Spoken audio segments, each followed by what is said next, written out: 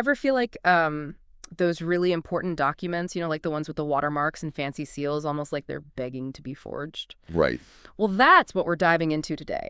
A real-life case straight out of Kenya, where 367 security documents, the kind used to print title deeds, well, they've vanished. Oh, wow. Yeah, it's Yeah. a big deal because we're talking proof of ownership here, folks, and the potential for things to go really, really sideways is huge. Yeah. So we've got the Kenyan Ministry of Land's statement right here, and let me tell you, it's a wild ride. But before we get into the nitty-gritty, can you give us some context on these title deeds? What makes them so crucial in Kenya? Yeah. So land ownership in Kenya is very deeply tied to these documents. Okay. They're not just like, slips of paper. Right.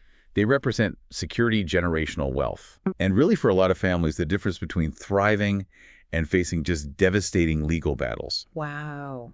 Because without a legitimate title deed, selling land becomes incredibly difficult, and that's where disputes can arise, sometimes even turning violent. So you're saying someone swiped 367 chances to stir up that kind of trouble? Potentially. That's a whole lot of chaos waiting to happen. Yeah. What makes these security papers so special that someone would even bother to steal them? Yeah, these aren't your average sticky notes. We're talking intricate designs, Yeah. special inks, like the whole shebang, all designed to make forgery extremely difficult. Okay. Someone was clearly after more than just office supplies, right? Right. Not your average heist, that's for sure. Now, the ministry insists that the stolen papers weren't the actual deeds, just the material they're printed on. And you flagged this in the ministry statement. What's your take on that? Does it lessen the blow?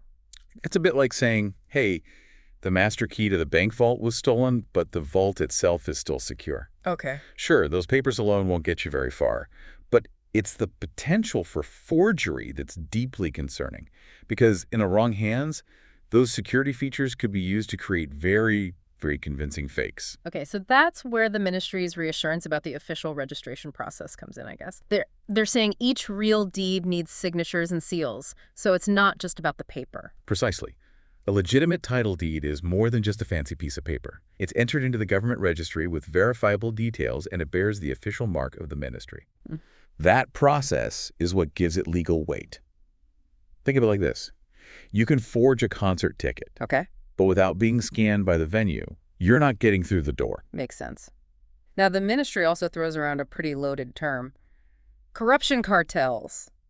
This isn't just some random act of theft, is it? What are we really talking about here? Yeah, you've hit on a critical point. Okay. While we don't have all the specifics from these sources, the mention of corruption cartels suggests that there are organized groups who are ready and waiting to exploit this situation. Mm-hmm. And these cartels, they often operate in the shadows, using illegal means to acquire land for their own gain. And I imagine having the tools to forge these all-important documents would be a pretty valuable asset for them. Exactly. It grants them a dangerous level of authenticity, making their fraudulent activities even harder to detect. It's reassuring that the ministry claims they're on it, working with security agencies to combat fraud. But given what we've just discussed, is that enough? It's a step in the right direction, certainly. However, the effectiveness of their efforts remains to be seen. It also really underlines the deeply rooted challenge of corruption, which requires constant vigilance.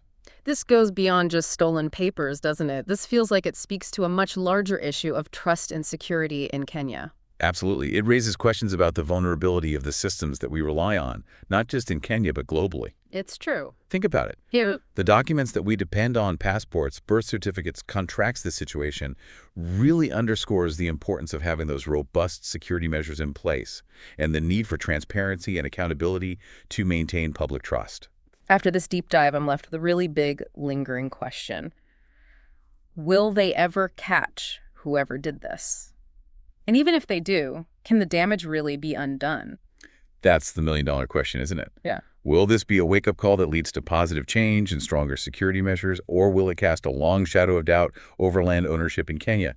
These are the questions that we're left grappling with. It really makes you think, in a world increasingly reliant on digital documents, are we doing enough to safeguard the physical ones? Yeah. Something to ponder.